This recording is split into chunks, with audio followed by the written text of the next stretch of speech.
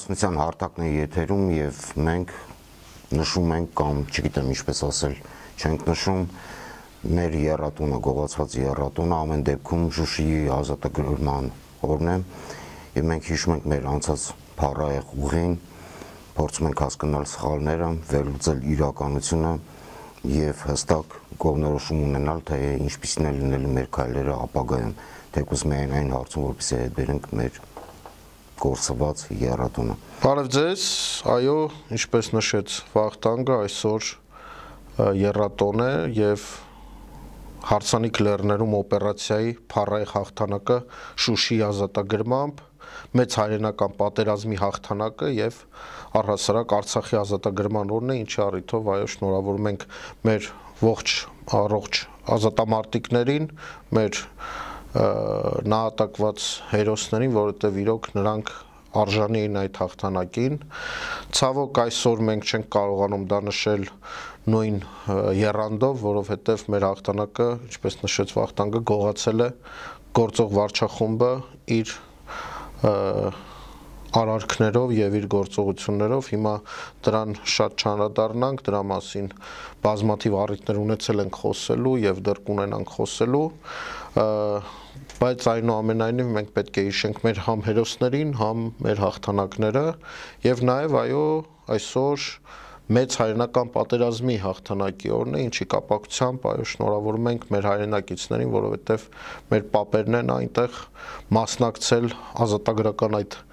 պատերազմին 600,000 հայ մասնակցել է երկրորդ համաշխարհային պատերազմին։ Այո, եւ այս առումով եւս մեր համար տոն է, ինչքան էլ որ որոշ այլ պետություններին ծառայող ուժեր փորձում են այդ էջն էլ փակել մեր համար, հա, մենք ունենք այդտեղ հատուկ խումբ իշխանության ղեկին հայտնված, ովքեր կատարում են այս կամ այն բևեռների հրամանները, հրահանգները եւ փորձում են մեր արմատներով եկած հաղթանակները մեզանից խլեն, նաև այս հարցում են փորձում մեզանից խլել։ Իդեպ Եռաբլուրում Սասուն Միքայելյանը հայտարարեց, որ զզվում է Արցախը հանձնողներից, շատ խորհրդանշական է ու չես կարողանում հասկանալ կոնկրետ ում է հասցեագրված։ Իսկ կարող է ինքը իրանից է զզվում։ Չեմ կարող ասել։ Լավ, անցնենք մեր առօրյա հարցերին, Սասուն Միքայելյանը իր մեղքն իր վիզա թող գնա, չգիտեմ, բաներ, չէ, 44 օրյա պատերազմին փափուկ տեղից վիրավորվել էր, ոնց որ գնացել պարկել էր իր փափուկ տեղի մասին թող մտածի Սասուն Միքայելյանը, երբ որ խոսում է անիմաստ, աննպատակ հայտարարություններ անում, զզվում Արցախ հանձնողներ, ձեզանից եք զզվում, էլի ժողովուրդ ինչ իմաստն եք խոսում։ Չէ, բայց արի ընդունենք, որ տրամադրություն չկա խոսելու տոնից, ընդհանրապես չկա։ Ընկճված վիճակը ամենայն դեպս ինձ մոտ միևնույն չի անցնում։ Դե ամեն ինչ արվել է նրա համար, որ մեր ժողովուրդը հրաժարվի իր պատմությունից, իր հաղթանակներից, առհասարակ պարտվողական քաղաքականությունը գործող վարչախմբի համար ընտրված է որպես ծրագիր, այսինքն անընդհատ մեղք եմ, ես չեմ կարողանում, մենք չենք կարողանում, ժողովուրդը չի կարողանում շինարարություն անի եւ այս փառահեղ միտքը երեկելի կրկին հնչել, այսինքն սա ծրագիր է ընտրված մեղքի, պարտվածի, կզածի քաղաքականությունը վարելու եւ դա հիմնավորելու հանձնումները, հա, ասենք զիջումները սահմանադրությունը փոխում ենք, որովհետև մեղք ենք, սահմաններից մեր հետ ենք քաշում, որովհետև դե բանը կհարցակվի, մեղք ենք, այս պարտվողական քաղաքականությունը իրենց կրեդոն է, ուզում եմ խոսել ազգային ժողովում տեղի ունեցած հոգեվարքային ցնցումներին գործող վարչախմբի պարագլուխը, ես նաև կուզենամ, որ մենք այդ կադրը տեսնենք, ոնց է դեղերը խմում, ես ասել եմ անցած եթերում, որ մարդ է պետք, որ նստի ու հիշեցնի ժամերը դեղեր խմելու, գլխացավի դեղերը երեք խմեց, բայց ուշ, ցավոք, կադրը կտեսնեք դուք հիմա, մարդ պետք է նշանակված լինի այդտեղ, որովհետև չխմելու արդյունքում սկսվեց հոգեվարքը, ազգային ժողովի ամբիոնը կրկին սկսեց թափահարել եւ վիրավորել ընդդիմադիր գործիչներին, այդ թվում կանանց, ինչը դատապարտելի է, ուղակի հայ տղամարդուն ոչ հարիր պայված կա, չնայած հայ բառի հետ արդեն իսկ ոնց որ խնդիր կա իրանց մոտ,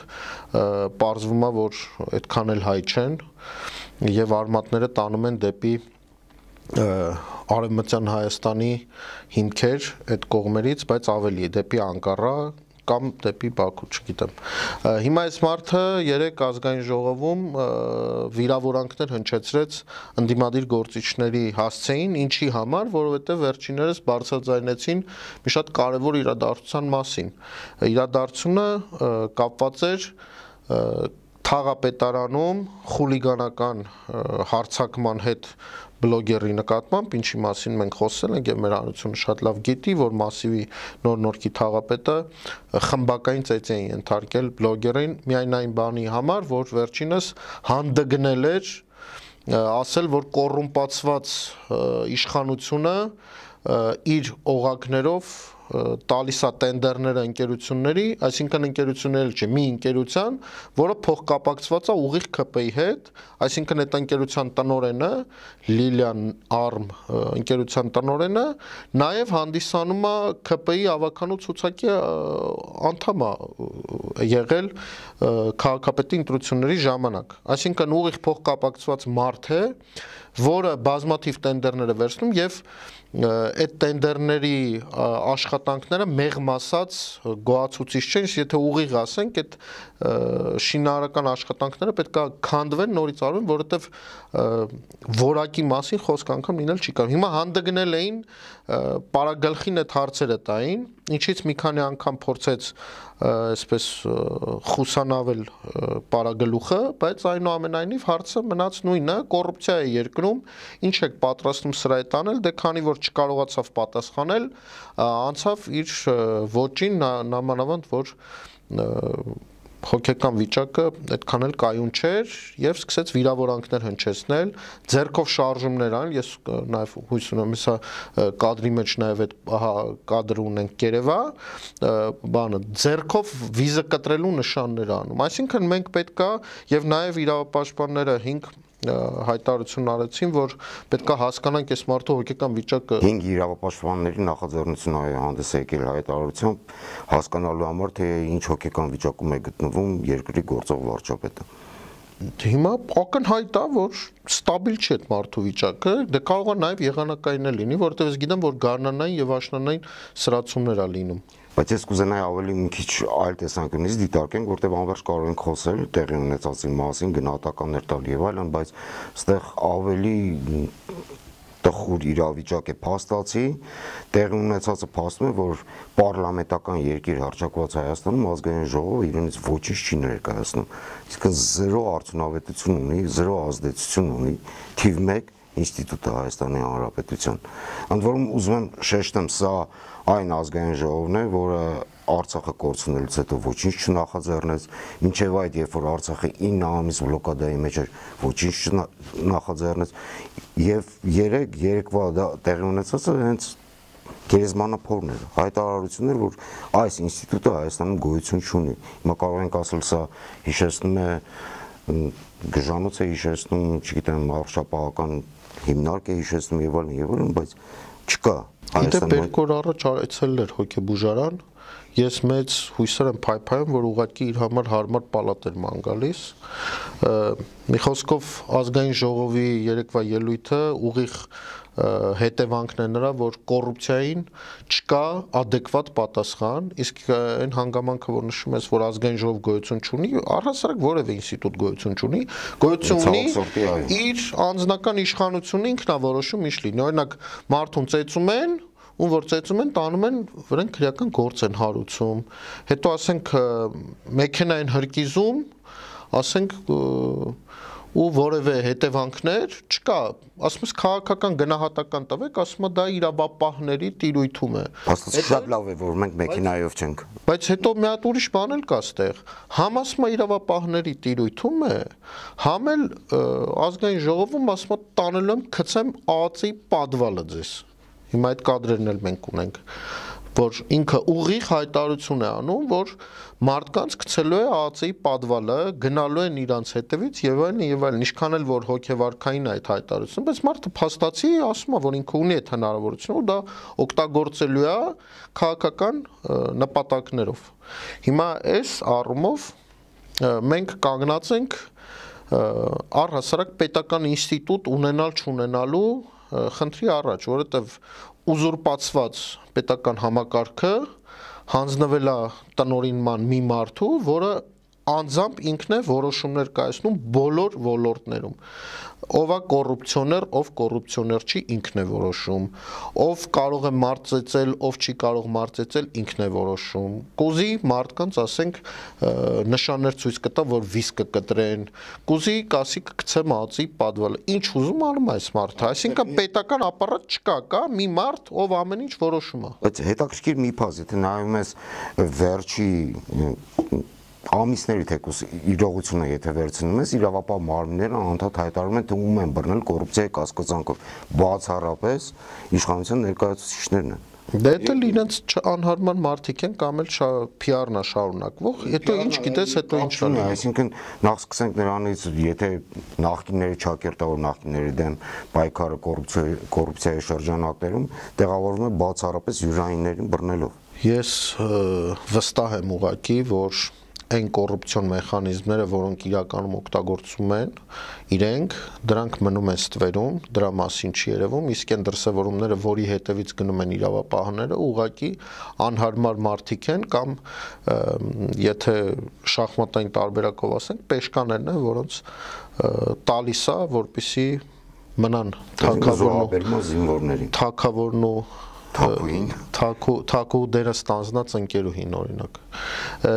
Իսկ մենք կարողանանք հետագա մեր հաղորդումների ընթացքում բացահայտել ավելի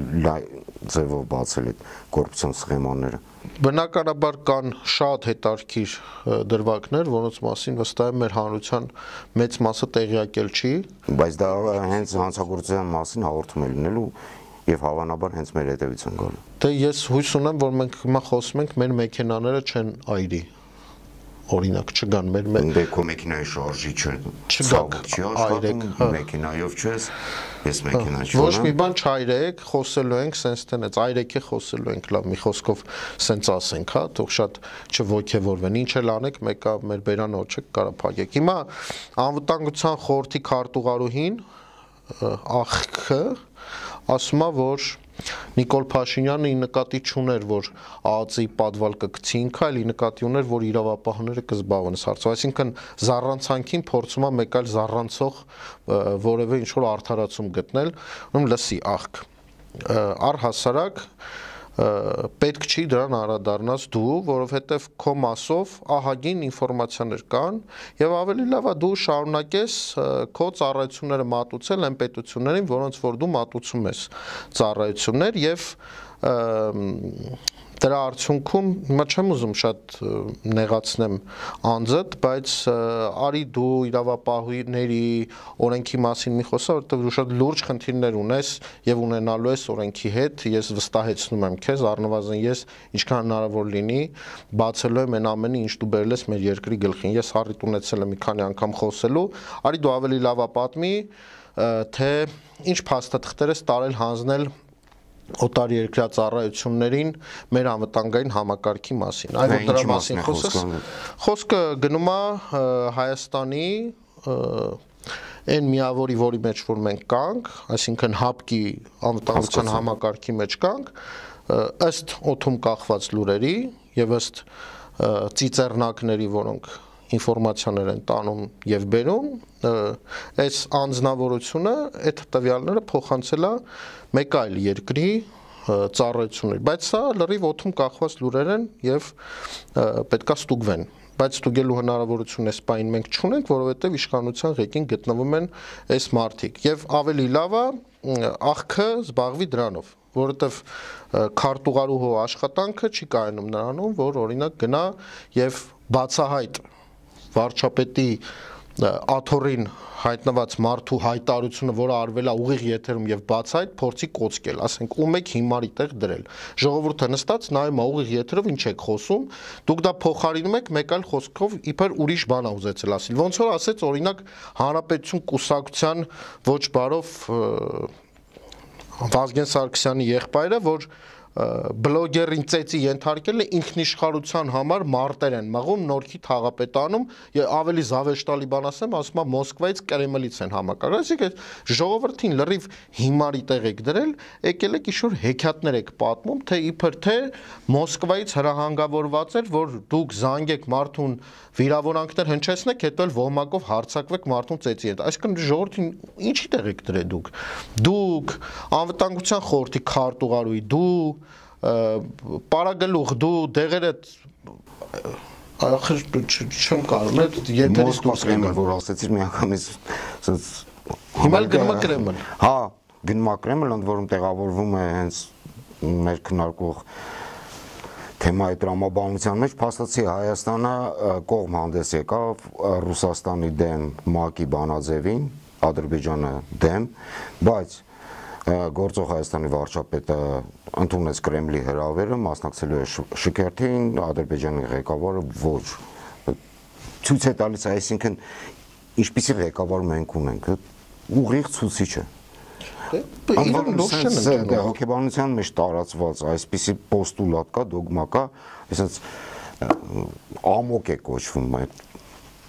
դյուրագրգիռ այդ նոպաներով մարդիկ ամենահեշտ են մանիպուլացվում։ Ես պատկերացնում եմ, գնում է այդ երկրների ղեկավարների այդ խոսակցության ինչ այնտեղ տեղի ունի։ Ոչ միայն պատկերացնում, նաև լսել եմ, որ առհասարակ երբ որ սա գնում է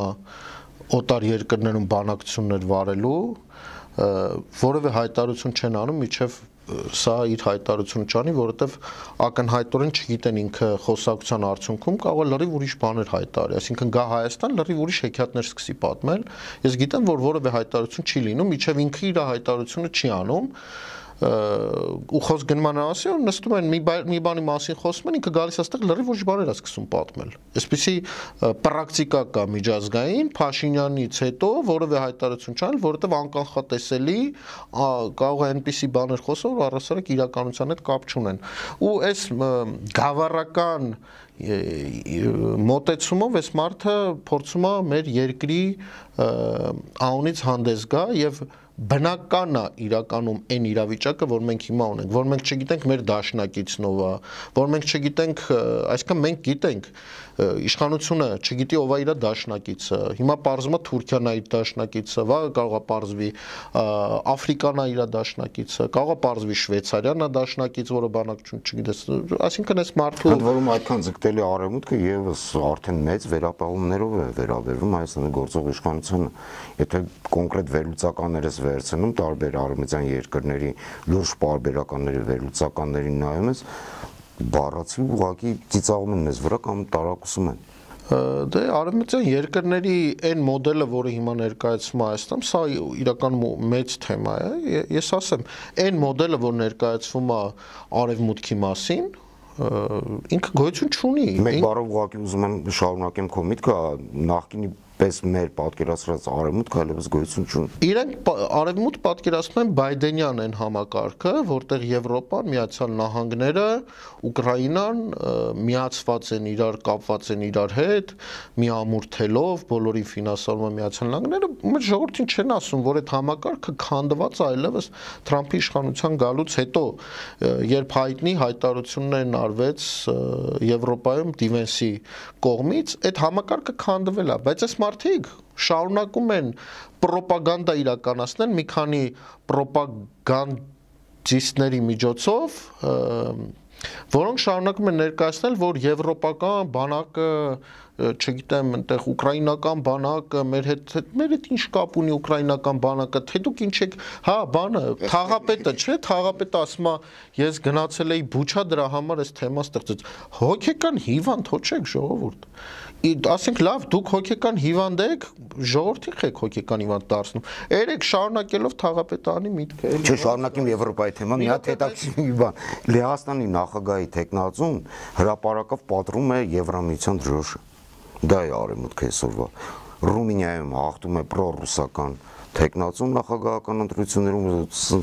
այն գործընթացները, որոնք տեղի են ունենում նույն Եվրոպայում կամ նույն արևմուտքում, Հայաստանի գործող իշխանությունը ընդհանրապես տեղյակ չի ինչ է կատարում։ Բայց գիտես ով է մեղավոր դրանում։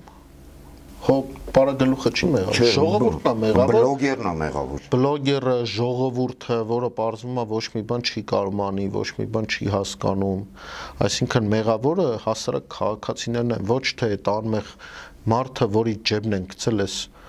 ված ժողովրդին, որը չի կարող ինչ ես կարծում ես դու շոուների կուտը հասարակությունը ուտում է թե չէ, ինչպես որ նախկինում էր։ Ակնհայտորեն ոչ, որովհետև ժողովուրդը կարդում ես մեկնաբանությունները մարդկանց, բացի մի քանի չգիտեմ, կարողությունների զուրկ, չէ, նաև կան մի քանի հոգել ես տեսել եմ, որ իրական մարդիկ կան, ասենք, բայց իրանք օրինակ բնակվում են, ասենք 87 թվականից Ամերիկայի Միացյալ Նահանգներում ու մտնում են բան մեկնաբանություններ են գրում, որ բան Փաշինյանը ճիշտ է անում, բան իբր 87 թվականից ի վեր ստեղ չեն եղել, անգլերեն տառերով անհասկանալի դե կարգին հաղորդում են նայում իրանց համար այդ վիճակի մարդիկ է կան, ժողովուրդը ակնհայտ է որ չի ուտում եւ այս ջղած ձգումների արդյունքը դա է, բայց այդտեղ շատ վտանգավոր բան կա։ Ես տեսնում եմ, որ իշխանության այս գործելավոճը բերելու է լրջագույն բախումների, որովհետեւ արդեն Պարացի եւ ժեստիկուլացիայով մարդը ցույց է տալիս, որ պատրաստ է գնալ հանցագործությունների։ Այսինքն մարդու վիզը կտրելու ժեստը, մարդուն սպառնալ ածի պատվալը կգցեմ, արդեն խոսում է նրա մասին, որ այս մարդը գնալու է դրան։ Հիմա ես կարող եմ ենթադրել, որ անգամ ընտրությունների միջոցով այս մարդը չի գնալու ուղղակի։ Ուղղակիորեն պահելու է իշխանությունը այտենց վիզը կտրելու փորձերով։ Դե բնականաբար փորձելու է եւ ես այդ մտավախությունները ունեմ, որ ցանկացած տարբերակում այս մարդը գնալու է բռնության, որովհետեւ ես ակնհայտորեն տեսնում եմ դրա քաղաքացիական բախումների նախերգանքներ դա։ Իսկ ինչա կարծում ես ինչ որ բարոյական սահմաններ կան իր համար եւ ինքը չի տանի բախման, մի ժողովրդի ում մեղադրում է վատ շինարար լինելու, վատ ժողովուրդ լինելու, մենք էս ենք, մենք են ենք, ջրի վրա կռան չենք դնում, Երևանում ատամ են մաքրում, անընդհատ խնդիրներ է տեսնում այս մարդը ժողովրդի հետ։ Ժողովրդին իրան հակադրել է եւ դա պրակտիկորեն պատմության մեջ նորմալ է, երբ որ նման կերպարներ են գալիս իշխանության, որոնք միջև այդ չեն պատկերացրել ինչա նշանակում կառավարում, այլ ուղղակիորեն զբաղվել են մարդկանց վրա ցեղ շպրտելով գան իշխանության, ժողովրդի անունից, հետո սկսեն կամաց-կամաց ժողովրդից կտրվել եւ ի վերջո ժողովրդին մեղադրել, հետո ինչա հակադրվում է ժողովրդին, մենք վատ ժողովուրդ ենք իր ասելով, մենք առաջի դասարանում ենք եւ այլն եւ այդպես շարունակ։ Հիմա այս մարդկանց հետ պետք է խոսել լրիվ այլ լեզվով, որովհետեւ դասական մոտեցումները մեր բարոյական արժեքները կարծես թե այս մարդկանց համար հասկանալի չի։ Այս մարդիկ մեր հետ ուզում են խոսեն ծեծի լեզվով եւ դրա մասին հայտարարում են վիզ կտրելու ծեծի լեզվով են ուզում խոսեն ու չեն էլ հասկանում դրա խորը հետևանքները։ Մախատի պատմությունը ինձ թվում է բոլորը լավ գիտեն, ինչա լինում մախատը։ Շատ վտանգավոր բումերանգ է, որը պատմությունն է հենց փաստում, միշտ ուղղվում է հենց նման հայտարարություններ կամ նման գործելավոճ որդեգրողների դեմ։ Ես շատ մեծ հույս ունեմ, որ չի կարողանա խեղկատակը քաղաքացիական բախումներ առաջացնել երկրի ներսում, որովհետև ինձ թվում է, որ հենց նպատակը հիմա դրանում է, որովհետև կորցրել են ռեալ ժողովրդի աջակցություն այլևս չունեն, եկեք համաձայնենք, որ ինչ որ մի ժամանակահատվածում եղել է այդ ժողովրդական աջակցությունը եւ հիմա ռեալ դա գոյություն չունի եւ դրա հետևանքով է, որ սա ջղաձգումների մեջ է եւ սպառնում է աչուձախ վիզ կտրելով եւ այլն եւ սա դատապարտելի շատ վտանգավոր գործունեություն է, պետքա կասեցնել եւ թույլ չտալ, որ նման զարգացումներ լինեն Հայաստանի ներսում։ Մենք համերաշխ ժողովուրդ ենք եղել, մենք երբևէ հակադրություններ չենք ունեցել մենք մեր մեջ եւ այս հակադրությունները, որ հիմա փորձում են մեր մեջ մտցնեն, հարգելի հայրենակիցներ, սա ֆիկցիա է, իշխանություն պահելու փորձ է եւ մեր ժողովուրդը չպետք է գնա այդ սադրանքին, որը գործող վարչախմբի պարագլուխը փորձում է հիմա անել։ Սա շատ վտանգավոր, շատ խորը գործողություններ է։ Ազգային անվտանգությանը սպառնացող համարը 1 մարտահրավերներից է անհամաձայն հասարակությունն է։ Եվ ամենի ոչ թե կոռուպցիան է, այլ հենց բզկտված հասարակությունն է։ Բայց կոռուպցիայի մասով որևէ պատասխան չկա։ Ասում ես կոռուպցիոներները, ասում ես պոզով, պոչով, բան եւ այլն, հիմա փաստ բերել են թղթով, վիդեո տեսագրություններով, ամեն ինչով ցույց է տալիս, ասում ես չեմ տեսնում։ Բա մի հատ էլ հետարքիր բան կա։ Ինքը իրեն հակադրվելով, համ մանրամասների մասին է խոսում գործի, համ էլ ասում ես ավելի կարևոր գործեր ունեմ, քան զբաղվեմ այդ հարցերով, հա, ասենք օրինակ մանկապարտեզի կոռուպցիայով։ Ես Բայց հայտարարում են, որ կոռուպցիան ազգային անվտանգության համար մեկ խնդիրն է։ Կա կհիշեցնես իր կարևոր գործերի մեջ ինչ է մտնում օրինակ։ Ինչ գիտես դու Փաշինյանի կարևոր գործերից մի երկու օրինակ կյանքի բերումով դու ես շատ շփվել գործող իշխանության եւ նրա ներկայացուցիչների։ Ես վերջին շրջանում կարամ ասեմ, հեծանիվն է կարևոր գործերի մեջ մտնում, արդեն մի 2 տարի է, ձվածեղ պատրաստելն է կարևոր գործերի մեջ մտնում, փողոցում պերաշկի ուտելը, հա եւ բանը, մեզ անկիրթ ժողովրդից փորձել կրթելը։ Սա մտնում է բազմաթիվ սպառնալիքների առաջ կանգնած պետության ղեկավարի առաջնահերթությունների մեջ։ Երբ որ ասում ես կոռուպցիա կա, արի ցույց տամ, ասում ես զբաղված եմ, ես ավելի կարևոր գործ եմ։ Աղեստամոսային տրակտն է համար մեկը։ Առաջի տեղում էլ փաստորեն տենց հստակ։ Փաստորեն այո։ Եվ զավեշտալի, եւ տխուր, եւ ծանր իրավիճակ է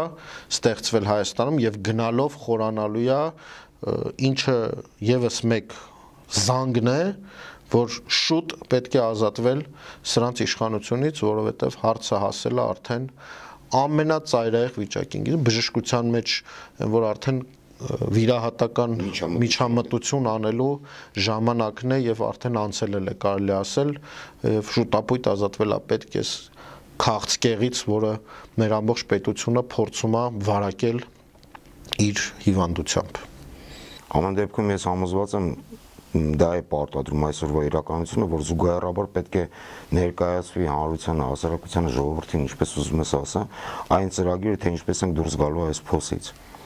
Փոխարենը դա չի արվում, փոխարենը փորձ է արվում պատասխանել գործող իշխանության անադեկվատ հայտարարություններին, քայլերին, պետք չի բանի տեղ դնել։ Դե ոնց կարող ես բանի տեղ չդնել, երբ որ դա քո պետության փաստացի իշխանության գտնված մարդիկ են։ Հիմա այդ կողմից էլ նայենք, էլի ոնց բանի տեղ չդնես, երբ որ դու նստած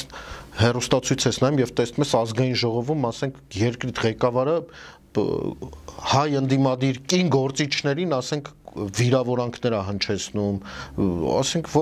նորմալ չի, չես կարող ուղղակի նայել դրան ասնել։ Հիմա հա, ես հասկանում եմ, որ պետքա մտածել խնդիրների մասին։ Նա խնդիրները պետքա սկզբից հավաքագրել, հասկանալ ինչ խնդիրներն են, որտեղ մենք չգիտենք փաստացի ինչեր են անում սրանք։ Տես ես քիչ առաջ անվտանգության խորհրդի քարտուղարուհու արարքներից մեկը նկարագրեցի, որ մարդը մեր անվտանգության համակարգի տեղեկությունները ստոթում կախված լուրերի հանձնել է մեկ այլ երրորդ պետությունների։ Հիմա այսպիսի տեղեկությունները պետքա ստուգել, պարզել, դա դրա հետևանքներում ինչ խնդիրներ կարող առաջացնեն, այլ ոլորտներում ինչ խնդիրներ կան։ Մենք խոսեցինք կոռուպցիոն այնպիսի մեխանիզմների մասին, որը մեր ժողովրդի մեծ մասին հայտնի էլ չի։ Մենք դրա մասին էլ պետք է հասկանանք, այսինքն հավաքագրել է պետք սկզբից խնդիրները եւ հետո նոր բուժում նշանակել, հա, այդ սկզբից պետք է ախտորոշենք ինչ են արել եւ ամեն օր են անում եւ ինչքան որ գնում է ավելի են վատացնում իրավիճակը սրանք։ Մենակ ծառահատումները չի որ մեր աչքին երևում է, բաներ կան, որոնք առհասարակ մեր ժողովրդի աչքին չի էլ երևում եւ սրա մասին պետք է խոսանք, չվախենանք, որ սրանք կարող է ինքնիշխանության համար հարձակումներ սկսեն գործել, հա, ճակերտավոր ասած, եւ պետք է սրա մասին մեր հանրությանը տեղեկացնել, հավաքագրել այդ խնդիրները, մասնագիտորեն լուծել։ Լուծումները մենք դրա մասին ունեցել ենք արդեն խոսելու, դա մասնագետների ներգրավումն է։ Նեղ մասնագետների ես կասեի, ես կարծում եմ, որ նեղ մասնագիտական մասնակցելու են նաեւ մեր հաղորդաշարներին հյուրն կարողելու են ես։ Ոչ միայն Հայաստանից, նաեւ Սփյուռքում ունենք մենք մեծ ներուժ, որի դուռը փակեց այս խեղկատակը Սփյուռքի դուռը փակել է, ասում եմ մի եկեք, ոչ մի բան մի արեք, մենք ստեղ առաջի դասանում մնացած տգետներով ասֆալտ չկարողացող անող ժողովրդով եւ վատ մանկապարտեզ կառուցող ժողովուրդն է էլի մեղավոր ըստ սրա մենք ինքներս ստեղ բան կանենք մեղավորի մեղքի դեր կբռնենք որպեսզի Թուրքիան գա մեզ փրկի էսա ծրագիրը սրանց այնինչ իրականում հայ ժողովուրդը եղել է ստեղծարար ստեղծագործ ժողովուրդ եւ բնականաբար ամեն ինչ լուծելի է ուղղակի պետքա ինչքան շուտ կարողանանք կանգնեցնել աղետը այնքան հեշտ կլինի լուծումներ գտնել եւ կորուստներ չտալ քաղցկեղը այնպիսի հիվանդություն է որ ստիպում է երբեմն կտրել եւ մի մաս անջատել աստված տա մենք ստիպված չլինենք այնպիսի բաների, այնպիսի խնդիրների առաջ կանգնենք, որը որ հիմա բերում է, հա, սա, ասենք, պետության սահմաններն է նեղացնում։ Աստված տա, մենք կարողանանք շուտ կանգնեցնենք այս գործընթացը եւ վերականգնենք մեր պետությունը, վերականգնենք մեր տնտեսությունը առհասարակ առանձին թեմա է։ Առանձին թեմա է, իհարկե տնտեսություն։ Խոսում են, թե մենք օրինակ պարտքերը ավելի,